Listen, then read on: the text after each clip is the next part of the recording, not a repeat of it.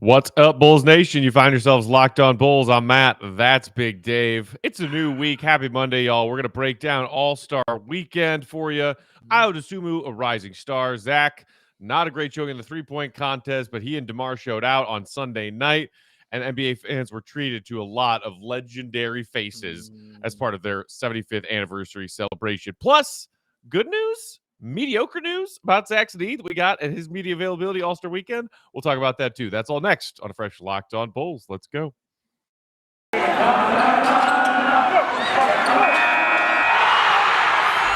are Locked On Bulls, your daily podcast on the Chicago Bulls, part of the Locked On Podcast Network, your team every day. Here are your hosts, Matt Peck and Big Dave Watson.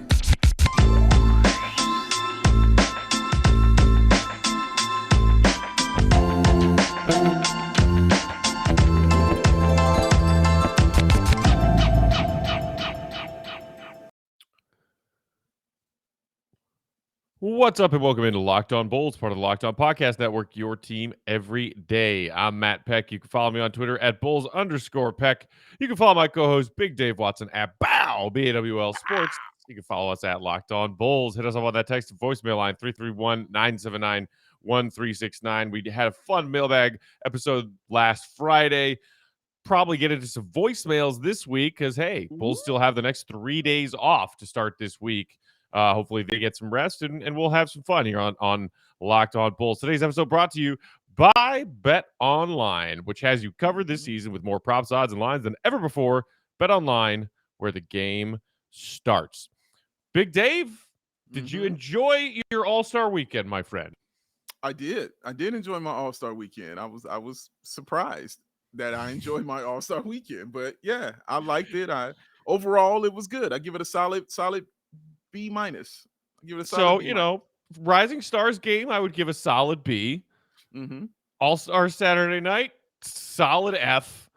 And the All-Star game itself Sunday plus the festivities, an A, right? An A, yeah. So all in all, I'll give the entirety of All-Star Weekend a solid B. Real quick before we get into Zach and DeMar, let's start with Ayo being honored as one of the guys in the Rising Stars game on Friday night. I like this new format, Big Dave, the one where it's, smaller teams, 4 teams of 7, and sort of like 2 semifinal games, and then, a championship game to a smaller point total. Unfortunately, Ayo's team lost in heartbreaking fashion. I believe it was a 2-point game, right? It was, 50-48 or whatever. And nothing crazy or flashy from Ayo in that game, but just seeing him out there with so many rookies and second-year players who got far more attention from NBA media coming into this league than Ayo did. You're talking lottery picks, you're talking number 1 picks, number 3 picks, and he's out there holding his own with that crop of young NBA talent, which has to make Bulls fans feel pretty darn good. It has to. You got to watch your guy get in there and perform. Like, I remember that just as a kid, how exciting that was to see somebody from the team that you really, really enjoy out there. It didn't matter if they were your favorite player or not, but it was just somebody who was representing your city, representing your team. You could point to and immediately say, hey, he's representing the city I am from. He's representing the team I like. I am rooting for you now. I kind of miss that. You know what I'm saying? Like, I really, really kind of miss that. I haven't had that for a while. I mean, Derrick Rose, it was Derrick Rose. He was going to be there. Like, it's just what it was. It's Derrick Rose. So that was a given. But to, see Ayo get in there, man, and just, because he was kind of out of nowhere. It wasn't expected. That's the point I'm trying to make. It wasn't expected of him coming in as a second-round guy to go ahead to be on the Rising Stars team and competing like that. So it just felt good, to point to him and say, yeah, Ayo's representing us, man. And I'm happy for you at the same damn time. It's a good thing.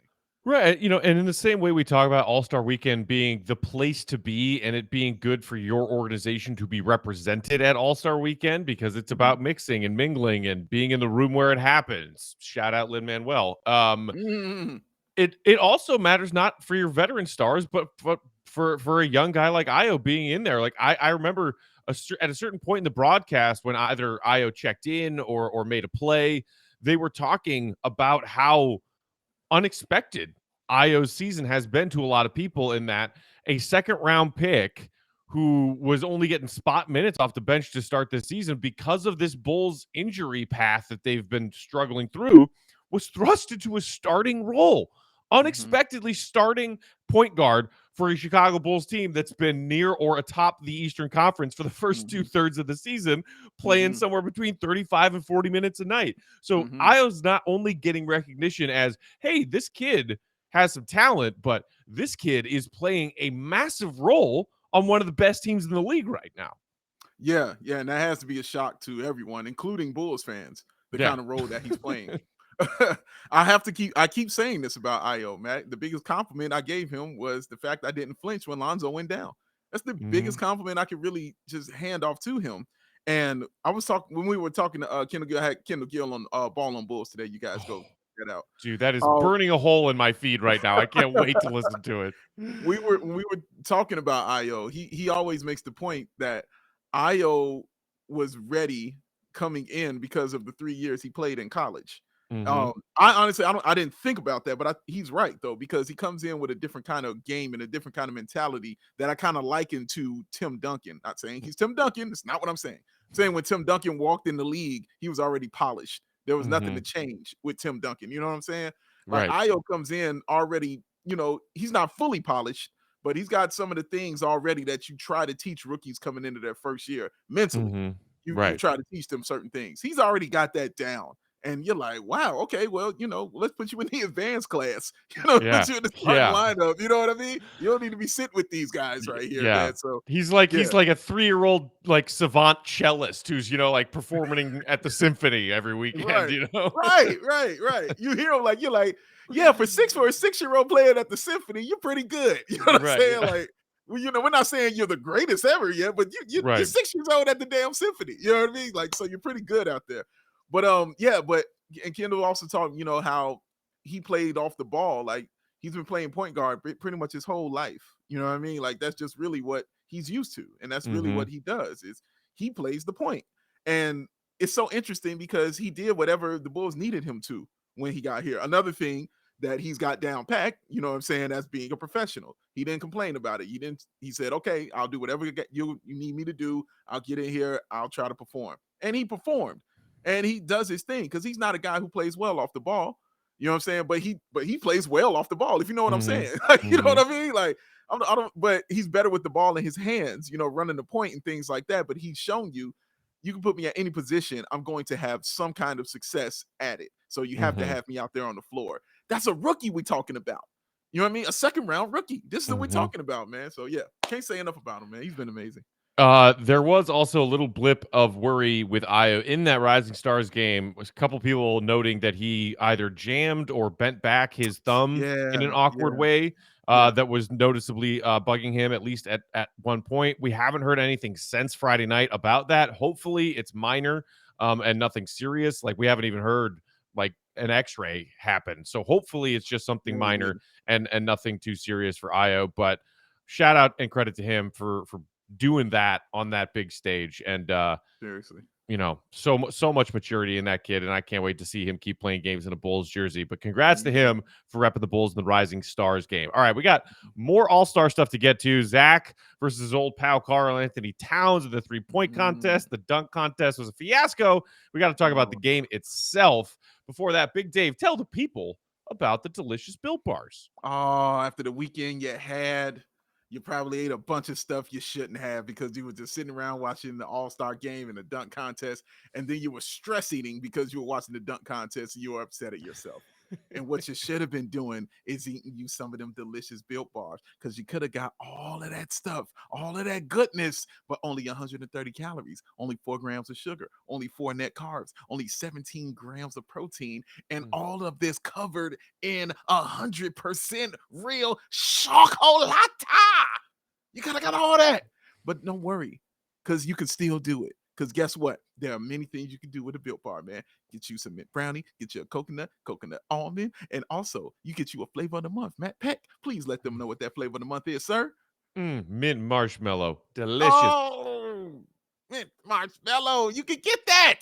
How about you head on over to built.com and use this promo code LOCK15. Get yourself 15% off your order. That is LOCKed15 for 15% off your order at built.com. Built Bar, better than a dunk contest. Not a hard test. Rolling along on our Monday episode here, breaking down All-Star Weekend. Matt and Big Dave with you, our fellow Bulls fans. So Zach LaVine still not quite reaching that goal of being the first person ever to win both the dunk contest and the three-point contest. No. He starts out red hot and then fades fast, finishing with just 14 eliminated in the first round. He did mention that maybe he would have changed out his strategy a little bit because he put his money ball rack in the corner, but the corner at the end. At the end. And you like maybe, Zach hadn't played an NBA game in a week, right? You came to All-Star Weekend cold. You like just went out to LA for a doctor's appointment, hadn't played the Bulls games on Monday or Wednesday.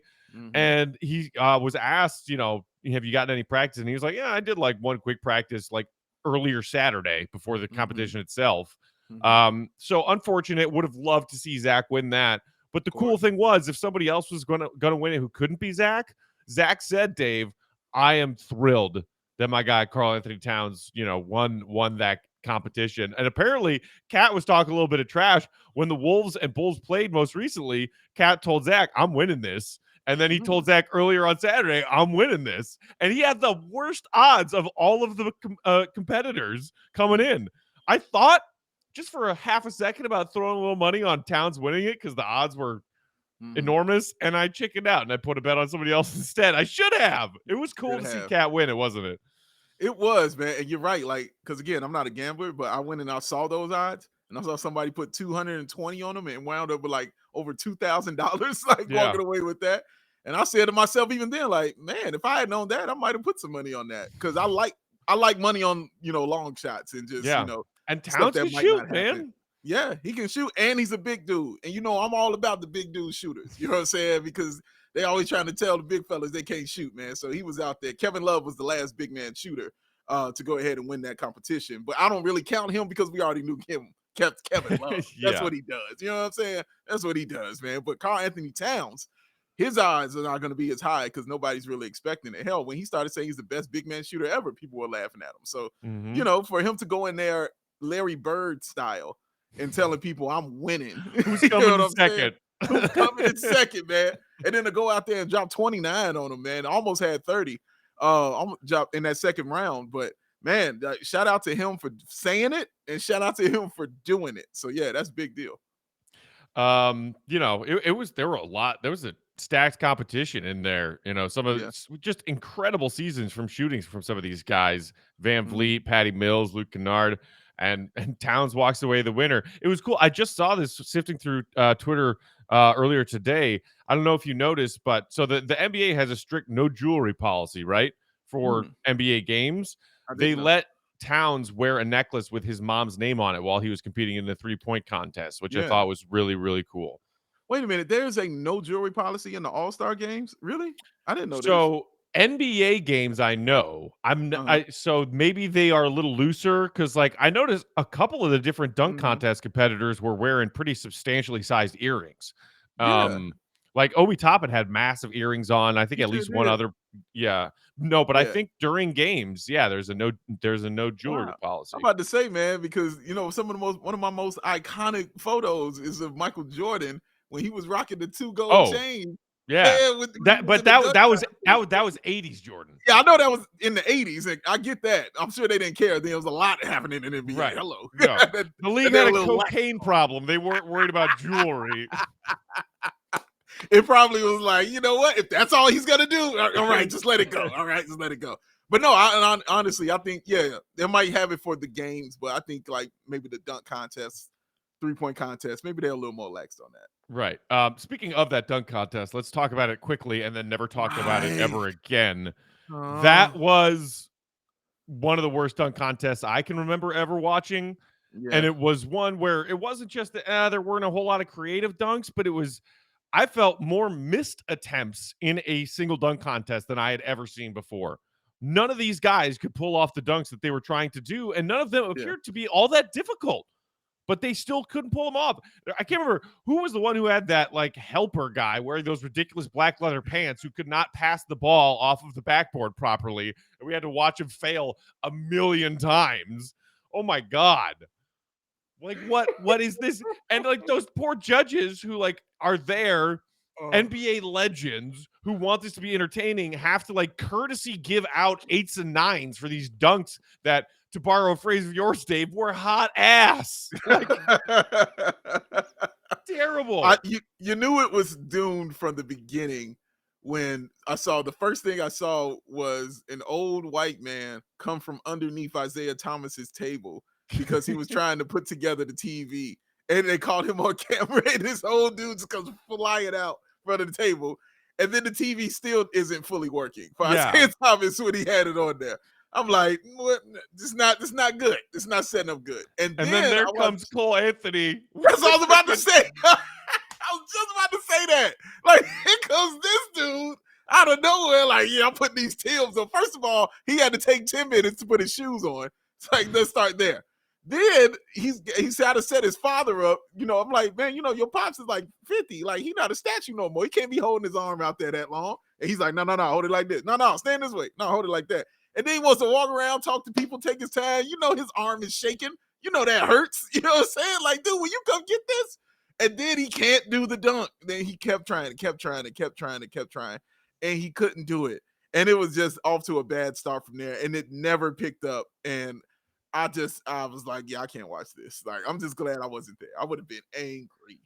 It was bad, man. I mean, there were plenty of people on Twitter making jokes like, yo, Zach's right there. He just did the 3-point contest. Get him out there. It's not too late to save this thing. And Zach.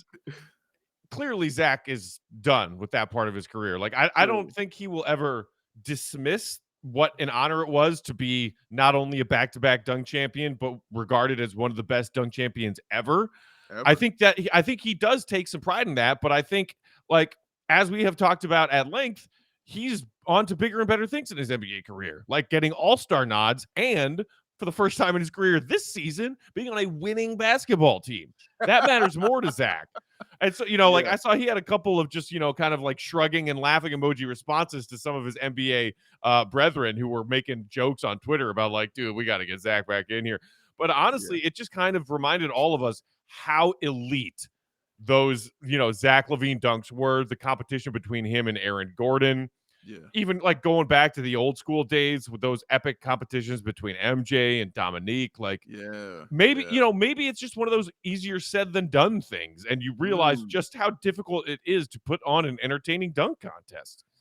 Maybe it is, Matt, but I think it also comes down to the talent. You know, I think that's really all it is the names. You know, you want people that you know and that you can recognize. You know, I'm not saying nothing, you know, ill about, you know, the young fellas that were there, but those aren't, when Obi Toppin is your household name, right? You know what I'm saying? Like everybody else, everything is a surprise from from then on, because a lot of people don't know what you can do because they don't really watch your team. And it's usually on teams that are either really, really good, so we don't see them play, or they're really, really bad, so you don't see them play. You know what I'm saying? Like, so a lot of people probably didn't know Toscano, probably didn't really know Jalen Green like that. You know what I'm saying? But you know, and that's what makes it a little more tough for guys to get that recognition. But at the same time, guys, you gotta hit your dunks. Like, that's the whole point of this, right? That you gotta get your dunks in, man. You can't take 8 times, man. Like, something's got to change.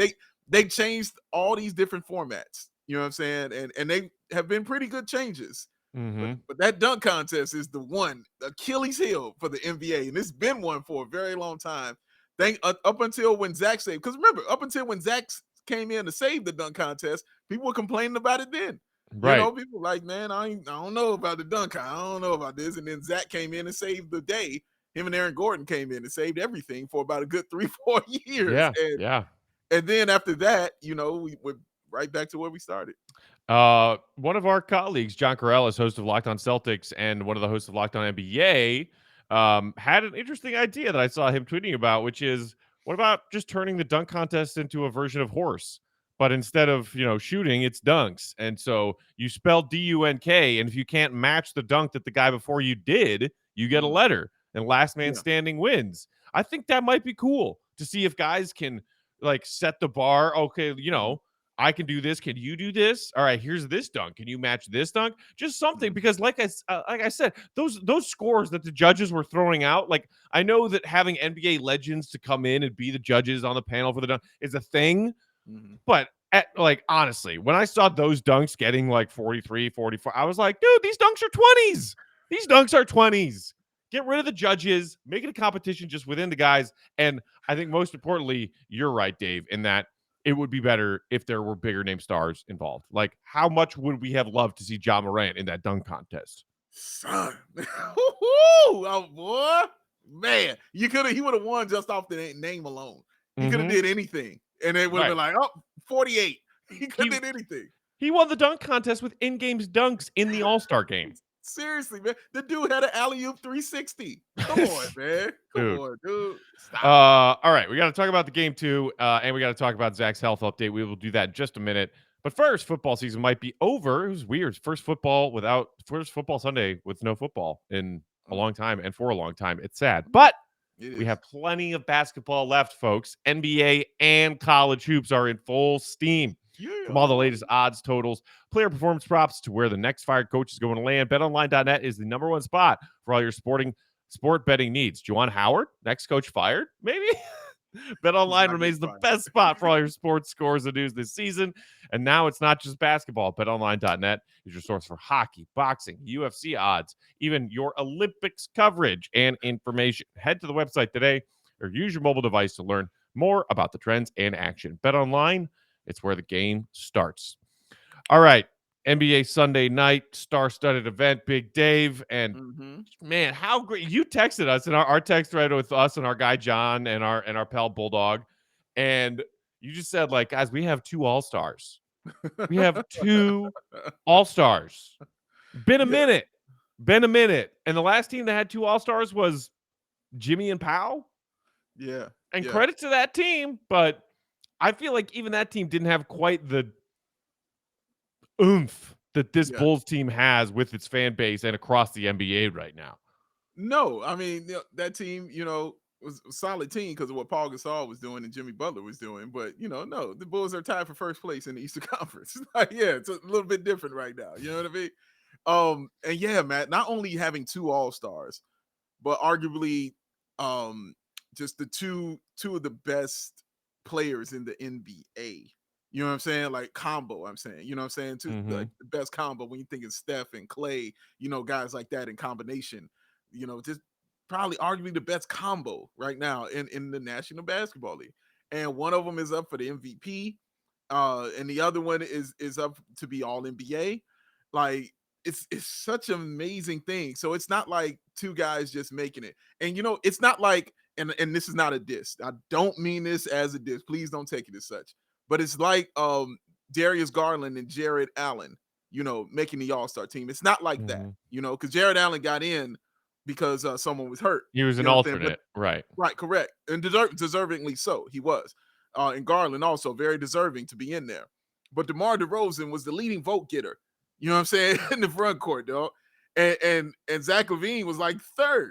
You know what I mean? Like he was right behind that. Like he wasn't far off from having both of them starting in an All-Star game. That's a whole different level we haven't been at since, dare I say, Jordan and Pippen. Like it's been a level. I'm just talking about the level of popularity is what I mean. Right. Yeah. Like for 2 Bulls players at the same time. It's crazy, man. Like, and it's such a fun thing. It's such a fun thing. You're like, oh man, both of them on the floor at the same time. Oh, that's cool. Oh, Zach's on the floor now. Let's see if he can do it. Oh, DeMar's on there. Let's see if he can get this. Oh, yeah. Oh my God, they both play for my team. Like it's so crazy, man. There were some fun moments.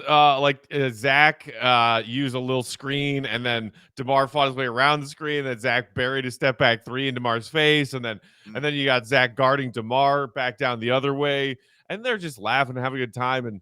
And also just, again, them being in and around that level of the highest NBA competition, because, the first 2, definitely 2 kind of even first 3 quarters of this NBA game with its new format, everybody just running up and down the floor kind of casually, a lot of 3-point shooting, a lot of dunks, no defense. We've just kind of become accustomed to that being the norm. But then that Elam ending fourth quarter kicks in, and holy shnikes, does that energy get ratcheted up several notches. And you got these teams playing defense, trying to get stops. You got actually fouls being committed when guys are driving into the paint. And, that energy really amped up. And there are who representing each all-star team, representing the Bulls. You got DeMar DeRozan and Zach LaVine. Making buckets, making plays. You got DeMar drawing a foul on a turnaround fadeaway from the mid-range. You got Zach LaVine with that huge three late to pull his team back within one. Yeah. Even and honestly, the shot that won the game, an iconic LeBron James moment, the wily vet in his 18th or 19th All-Star game, whatever. He was being D'd up pretty well by who? Zach LaVine. Hello. That was a tough step back fadeaway that LeBron made, because he was being D'd up by Zach LaVine. It was a moment. It was just a moment. You know what I'm saying? It was great because it came right after the Zach 3-pointer too. So that's what made it great, is how involved in that. And even before that, you saw the DeMar DeRozan classic mid-range fade. Oh my God, dog. Dude, when he hit that shot, I for real for a second forgot he was on the Bulls. Because you just saw something so elite. And you're like, man, that's good. Man, whoever team that dude is. Wait, he's on our team. He's on our team. He's on our team. This guy is with us. Oh my God. Like, that was such a great feeling. Honestly, I haven't had that feeling in such a long time. And that was just a really great feeling to have, because he had a really, really, really good game. He played like an all-star. That's what he looked like. He looked like an all-star out there who belonged. And Zach did as well. Both of those guys looked like they both belong on the floor with those players. So just to have both of them, and the interview that both of them had on TNT before the game was just great. You know what I'm saying? Like, it was just awesome to see. Just like, what's he gonna do? Oh, I'm gonna foul him. Like, that's all I'm gonna do. I'm gonna foul him. Man. My favorite part of that was the end of that interview when she said, "All right, you guys, hey Zach, don't foul him too hard. You know what I'm saying? Don't play too hard." You know what I'm saying? He was like, "Oh, trust me." Yeah. Like, you ain't gotta worry about that. I'm chilling. You know what I'm saying? Like, I'm gonna be all right. Don't sweat that. But and Go ahead. Well, I was just gonna say, I think maybe that was the best part about All-Star Weekend for Bulls fans, is that you got to see our guys go out there, rep the Bulls, have a good time, compete at the highest level. Well, also Zach and DeMar, pretty mellow night for them at the All-Star game. Like, Steph was out there on a mission. Like, Giannis treats All-Star games like the finals. Like, there are certain players out there who are like, I'm playing for blood. Zach and DeMar were like, cool, glad to be here. Go up and down the floor a few times. Yeah. But I was seriously, I was sitting on my couch being like, I am okay with them playing not that many minutes and not trying too hard. So not like you, man. Like, oh, thanks for showing up, guys. Have a seat. Like, yeah. But it was just great, man. No, it really was great, and it made the All-Star game. It makes it more enjoyable. When your guys are there, you know what I'm saying? It just makes it much more enjoyable. The game in itself was fun. It really was. It was a lot of fun. The new format is great. All that stuff was great. But when you got your own guys in there, and they're vital parts of it too, you know what I'm saying? Like, watching DeMar DeRozan get the introduction at the beginning, like, oh man, he's a starter. Like, that's cool. You know what I'm saying? Like, oh, look at Zach over there. Oh man, that's cool. Like, knowing that those are your guys, and every time I see that, I just think to myself, man, dude, I can't wait to start this season again. Like, that's all I be thinking about here. Like, let's start the season again, because I got these two dudes on the squad. Let's go. It's great. And when the season starts up again on Thursday, Zach's gonna be playing.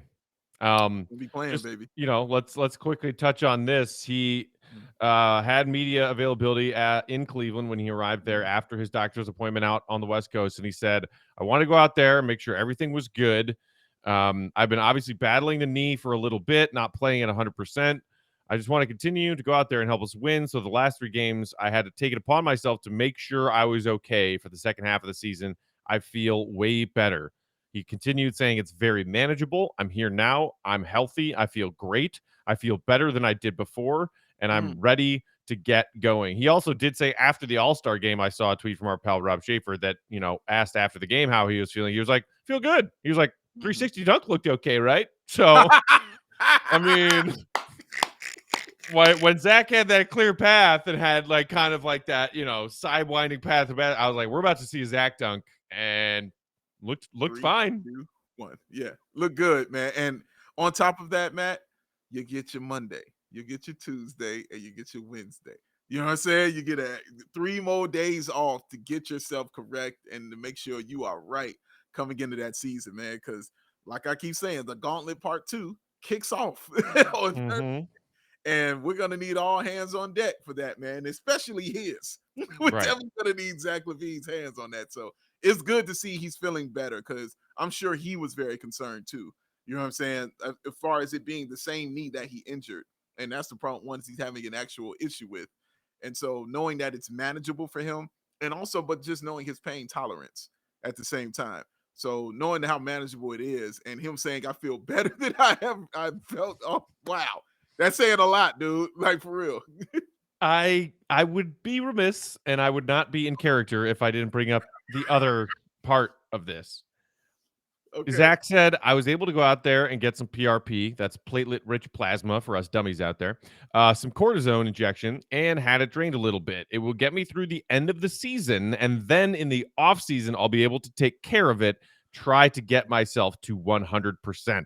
But this season is important enough for me personally. I'll be able to go out there and play, do what I'm able to do still.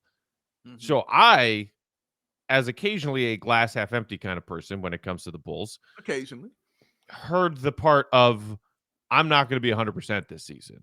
I'm going to play through this, and I feel okay about playing through this. But then when we get to the off season, I will try to get myself back to 100%. I hear that and think we're not going to have 100. And of course, so like when I saw that, I had a tweet about it, and then like immediately a million Bulls fans on Twitter come at me like, well, and nobody's at 100% at this point in the season, Matt. I was like, yeah, okay, duh. But we're not just talking about the normal, wear and tear and grind of an NBA season where everybody at this point is playing through some kind of nagging thing. This is our all-star player who went to the other side of the country to get a second opinion from a trusted doctor about a knee that's bugging him, and it's the same knee in which he has a ACL tear in his past. So I don't think I'm overreacting when, yes, generally speaking, it sounds like Zach is fine, and Zach is optimistic about how his knee feels and playing through it through the rest of this season. But I don't love the fact that we are basically sitting here saying Zach's going to grind it out. And he's like, we have seen in that last stretch of games that he had played, whether it be the back or the knee, there is a difference between what 100% Zach is and not 100% Zach is. And we have seen it with our eyeballs. Yeah. And this Bulls team has less of a chance of making a deep playoff run with not 100% Zach LaVine, but playing through this bugging knee Zach LaVine. Yeah, I hear that, but it's a 0% chance if he's not out there. So I'll take the percentage of where it's at. I look at it like this, Matt. 100% doesn't mean not 90. You know what I mean? You know what I'm saying? Yeah. And I can take a 90% Zach LaVine every single day of the week. I'll be okay with that. I understand your concern. I get that. It's not illogical to have a concern about a dude, like you said, who's injured, who's getting a knee checked out that he's already injured and sidelined him for an entire season. It was one of the reasons he probably got traded. I understand that. That makes sense. But yeah, man, like I can't dismiss when I hear not 100%. My first brain said 90. Like that's all I thought. Like that was for real. I didn't think 50. I didn't think 50%. I just thought, oh, he's about 90%. Like he'll be all right. Like he's about 90% playing. So when he says I get back to 100, that means I have to sit down. You know what I'm saying? That's really what that means. I got to sit down. And then, Matt, when he says I feel better than I have felt, that's when I can dismiss what he was doing leading up to that. Because he's saying I felt better than I was that. And we saw what that was. It was clearly bothering him and messing up his game. We saw it live. We saw it when they played Minnesota. We saw how it bothered him. If he's saying I feel better than that, okay, I'll roll with that. And the other thing that makes it better is I got DeMar DeRozan at the same damn time. You know what I'm saying? I'm truly not dependent on Zach being a dude who I need on a nightly basis to score me 30 plus points.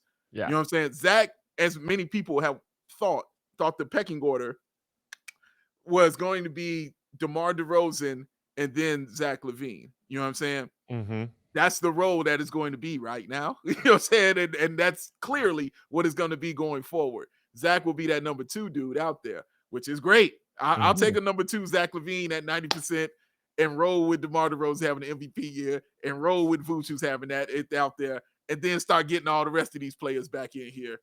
And then we'll be cool, man. But I know you I'm not dismissing your concerns, because they're not illogical. No. I had a thought when I heard him say, like, yeah, I feel a lot better now compared to then. I was thinking, like, maybe he feels better because he's not playing on a gimpy knee and has had last week off. Maybe that's why he feels better. Yeah, he knows how to manage it now. So that's good. You know, and maybe that is another thing that the Bulls have at their, disposal, is just choosing to rest Zach in certain games. The schedule out of the All-Star break down the home stretch is brutal, but there are some games on that schedule, some of which I think are part of a back-to-back, where it's like, hey, maybe we can go out there and get a W without Zach tonight and let that knee rest. Yeah, we have definitely proven that, right? That they can Yeah. go get W's without Zach. So yeah, great point.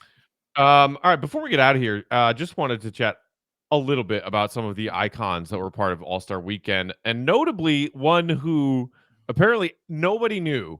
And when I say nobody, I mean like the inner circles of All-Star Weekend, the attendees who are players, retired players, broadcast people, media people who would know, hey, is MJ showing up?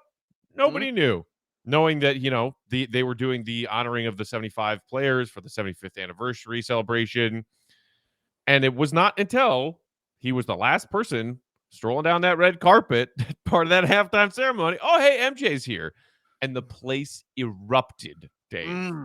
You listen, y'all want to know why this dude is the greatest basketball player of all time? Just go watch that. That man ain't played in the NBA since the early 2000s. He's been out. Made Cavs fans miserable for years. He made them miserable, stole their soul on 2 occasions in my head, at least in the playoffs. Definitely did that. And I mean, just made their lives a living hell. Like, the most points he's ever scored in a game was against Cleveland. 69 points, 18 rebounds, 6 assists also, which is insane, by the way. But dude, he comes out, Matt, and you would have sworn you saw Muhammad Ali, Michael Jackson, you know what I'm saying? And freaking Bruce Springsteen rolled into one with the way they erupted when he walked out there. And I mean, erupted. He got the loudest ovation, and it's in Cleveland. Right. He ain't played. He ain't even out there playing, dog. He's not a current player. And they lost their minds. That's what happens when you're the greatest player to ever do this, y'all. How many more reasons you need? God. They introduced him last for a reason. Yes. He got the loudest ovations of the night in a stadium in a city that was tortured by him during his infamous career for a reason. He got louder cheers for LeBron James in Cleveland for a reason. For a reason, man. The man is the greatest. Also, my favorite moment maybe of the entire All-Star weekend was seeing him and Dennis Rodman sharing an embrace on that stage as 2 of the top 75 NBA players of all time. Dennis was wearing a black and gold Bulls hat. He's giving MJ a hug. And like my inner 10-year-old self was like, I loved it so much. And think about this too, Matt. He was at the Daytona 500 earlier today. Earlier that day. Yeah, he's in Florida. You know what I'm saying? So that means he hopped the jet. You know, it was like G5 or G6, whatever he got on. But he got in here. MJ's probably got his own 737, man. Come on. Yeah. Listen, like I said, you can say it's a G10. Like, what is a G10? I don't know, but he's got it. That's all I know. He got an invisible plane like he Wonder Woman. They didn't make him until MJ asked him to. Okay, right. Sure. Can you make me one? Sure, Mike. Sure. Here's a pair of shoes. Oh my God. You know what I'm saying? But dude, like, however he got there, and then it was just the fact he looked like he was in shape. He looked good, man. And then he come in there and he still Magic, go get your shoes and your jersey. How we can great go was that? right now. Lace him up, Magic. Let's go. Let's go. Listen, I don't think he's joking. Like, it don't feel like he's joking. Like, yeah, let's go hoop right now. Like, yeah, that's the kind of stuff. He picked up the entire energy of that whole everything. Everything. He picked it all up for everyone. You heard all the players talking about it Right. afterwards.